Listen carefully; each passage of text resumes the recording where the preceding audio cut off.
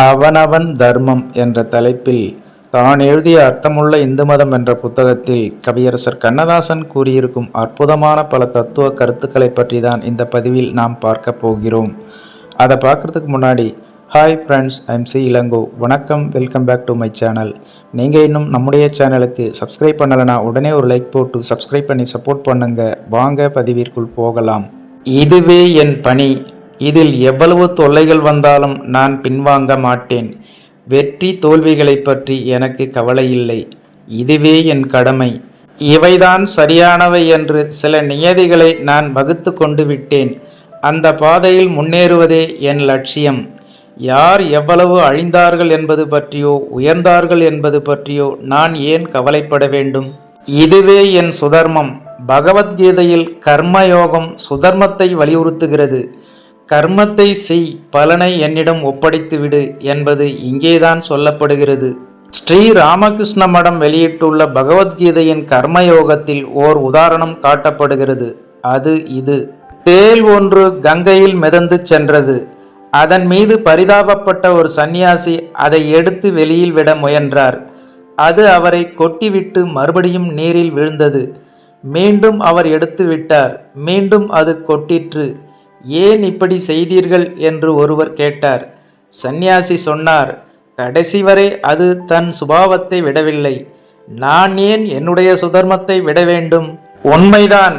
நன்மை செய்வது என்று தீர்மானித்து விட்டால் நன்றி கெட்டவனுக்கு கூட அதை செய்வதுதான் சுதர்மம். உதவி வரைத்தன்று உதவி, உதவி செய்யப்பட்டார் சால்பின் வரைத்து என்றான் வள்ளுவன். ஏதோ உதவி செய்ய வேண்டும் என்று நீ எல்லோருக்கும் செய்து விடாதே. யாருக்கு செய்கிறோம் என்பது முக்கியம் என்றான் வள்ளுவன். அதாவது நன்றி உள்ளவனுக்கு, உண்மையாகவே தேவைப்படுகிறவனுக்கு செய்யப்பட வேண்டும் என்பது வள்ளுவன் கருத்து. அதையும் தாண்டுகிறது பகவத்கீதை.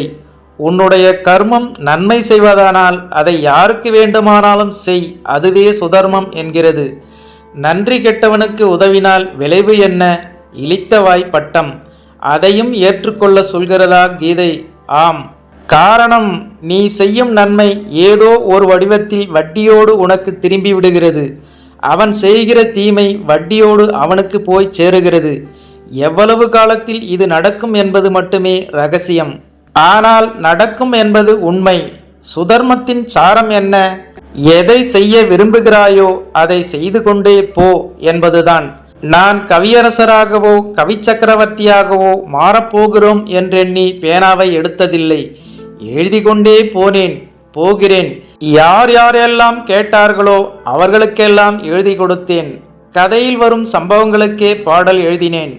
எதிரே வந்த மாலைகளை பார்த்து பின்னாலே திரும்பி பார்த்தேன்.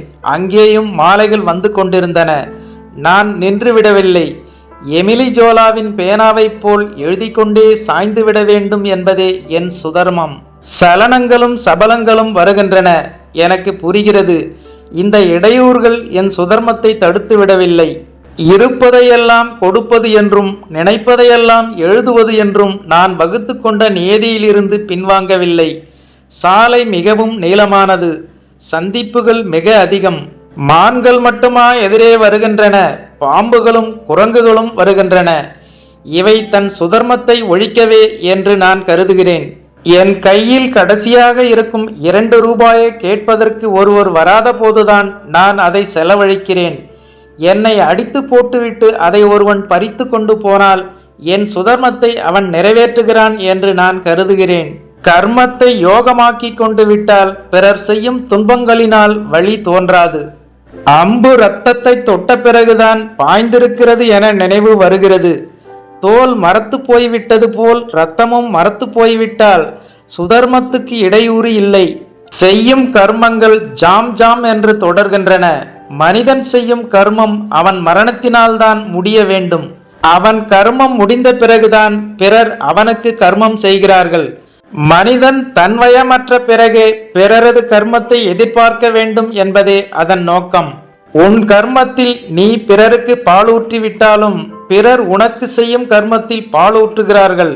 எல்லாம் நீ ஊற்றியிருப்பாய் என்ற நம்பிக்கையில்தான். மனைவி மகாலட்சுமியாக இல்லை என்பதற்காக நீ அவளுக்கு செய்ய வேண்டிய கர்மத்திலிருந்து பின்வாங்க முடியாது. நண்பன் நன்றி கெட்டவன் என்பதற்காக நீ உன் சுதர்மத்தை விட்டுவிடக்கூடாது. பெற்ற மகன் கர்மத்துக்கு பாத்தியப்பட்டவன் என்று ஏன் கூறுகிறார்கள்? குறைந்தபட்சம் ஒரு மனிதன் தன் மகனுக்காவது நல்ல கர்மத்தை செய்து சுதர்மத்தை நிறைவேற்றுகிறான். அதை மட்டுமே அவன் சுதர்மம் என்று கருதுகிறான். இது கடைசி பட்சமான சுதர்மம். வேறு ஒன்றுமே செய்ய முடியாத சராசரி மனிதனுக்கு அது கூட போதுமானதே. அவனைப் போலவே அவன் மகனும் தன் தகப்பனுக்கு கர்மத்தை செய்து சுதர்மத்தை நிறைவேற்றுகிறான். அப்படி செய்யாத பிள்ளைகளும் உண்டு. அவை பூர்வ ஜென்மத்தின் பாவச் சின்னங்கள். எனக்கு நன்றாக நினைவிருக்கிறது. நானும் கண்ணனைப் போல் ஒருத்தி மகனாய் பிறந்து ஒருத்தி மகனாய் வளர்ந்தவன்தான். என் சுவீகார தாயார் மரணப்படுக்கையில் இருந்தார்கள். ஏதோ ஒரு பிள்ளையை சுவீகாரம் எடுப்பதே கடைசி நாளில் கர்மம் செய்ய வாரிசு வேண்டும் என்பதற்காகத்தான். பள்ளி கொண்டு விட்ட என் தாயாரின் அருகில் நான் 10 நாட்கள் இருந்தேன். மயக்க நிலையே நீடித்தது. மரணம் தாமதித்தது. இன்னும் 10-15 நாட்களாகும் என்று மருத்துவர்கள் சொன்னார்கள். நான் சென்னைக்கு திரும்பிவிட்டேன்.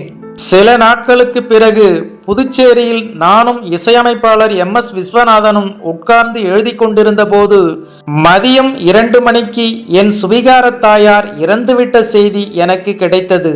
என்னுடைய பெரிய கார் அப்பொழுது பழுது பார்ப்பதற்காக சென்றிருந்தது. தம்பி MS விஸ்வநாதனின் காரை எடுத்துக்கொண்டு புறப்பட்டேன். விஸ்வநாதனின் டிரைவர் முத்து ஒரு அற்புதமான டிரைவர். அவனும் வெகு வேகமாகத்தான் சென்றான்.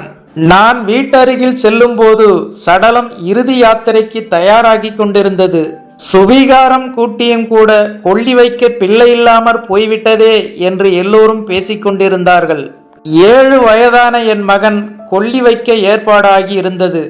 சடலத்தை தூக்க முயலும்போது நான் போய்விட்டேன். என் கண்ணன் என் சுதர்மத்தை நிறைவேற்றி விட்டான். கர்மத்துக்கு பாத்தியப்பட்டவனை கலங்கத்திலிருந்து காப்பாற்றி விட்டான். விளைவு எதுவாக வேண்டுமானாலும் இருக்கட்டும், உன் காலடி சுவடுகளில் ஜாக்கிரதையாக இரு. அதன் பெயரே பகவத்கீதை கூறும் சுதர்மம். இவ்வாறு அவனவன் தர்மம் என்ற தலைப்பில் தான் எழுதிய அர்த்தமுள்ள இந்து மதம் என்ற புத்தகத்தில் கவியரசர் கண்ணதாசன் கூறியிருக்கும் இந்த ஒரு சுவாரஸ்யமான தத்துவ கருத்துக்களை பற்றி நீங்கள் என்ன நினைக்கிறீர்கள் என்ற உங்களோட கருத்துக்களை மறக்காம கமெண்ட்ல பதிவிடுங்க. மேலும் அர்த்தமுள்ள இந்து மதம் என்ற புத்தகத்தின் அடுத்த பதிவில் சந்திக்கலாம். அதுவரை உங்களிடமிருந்து விடைபெறுவது ஐம் சி இளங்கோ. நன்றி, வணக்கம், வாழ்க தமிழ்.